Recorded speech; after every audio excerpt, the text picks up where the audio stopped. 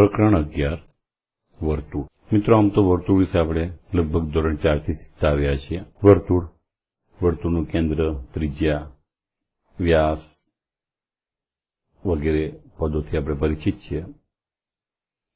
આ પ્રકરણમાં મુખ્યત્વે એના સ્પર્શક અને સ્પર્શકોની સંખ્યા, સ્પર્શકની લંબાઈ વગેરે લાગતા પદોનો અભ્યાસ કરીશું। આ મુખ્ય મુદ્દા છે, એનો પરિચય, જેમાં આપણે અગાઉના વર્ષો ધોરણ 9માં પણ ઘણું બધું આના વિશે શીખ્યા હતા, વૃત્તાંત, વૃત્તકાંડ વગેરે વિશે શીખ્યા હતા।